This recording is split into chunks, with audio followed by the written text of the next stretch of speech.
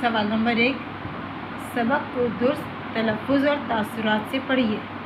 सवाल नंबर 2, सवालों के जवाब लिखिए। सवाल नंबर 1, मिस समन तमाम तलबा की पसंदीदा उस्तानी क्यों थी?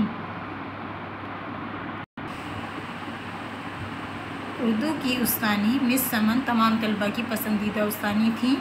वो न सिर्फ तलबा को दिलो जान से पढ़ाती बल्कि उनकी अखलाकी तरबियत पर भी तवज्जो देती। उन्हें मुख्तलिफ़ क़िस्सों और कहानियों के ज़रिए अच्छी अच्छी बातें सिखाती थीं। बे, ईफ़ाए अहद के 2 फ़वाइद लिखिए। ईफ़ाए अहद के 2 फ़वाइद हैं। वादा पूरा करने से अल्लाह ताला खुश होता है। नंबर 2, ईफ़ाए अहद करने वाले के लिए आखिरत में बड़े अजर व सवाब, बड़े अजर का वादा है।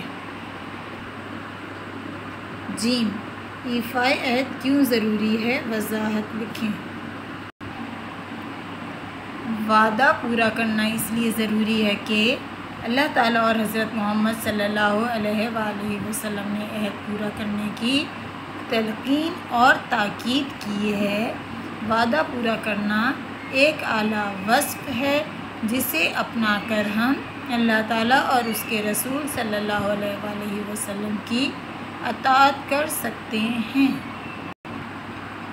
खाली जगह मुनासिब अल्फाज से पूरी कीजिए। ईफ़ाए अहद से मुराद वादा पूरा करना है। बे, ईरान के बादशाह का नाम हुर्मुज़ान था। जीम, ईरान का बादशाह हज़रत उमर फ़ारूक रज़ी अल्लाह ताला अन्हु के ईफ़ाए अहद से मुतासिर होकर इस्लाम ले आया। दाल, ईफ़ाए अहद मोमिन की अहम तरीन खूबी है। हे, इंसानों के दरमियान ताल्लुकात व मामलात में ईफ़ाए अहद का किरदार नहायत अहम है। वाव, दियानतदारी, सच्चाई, कानून की पाबंदी और नज़्म व ज़ब्त का एहतराम भी ईफ़ाए अहद है।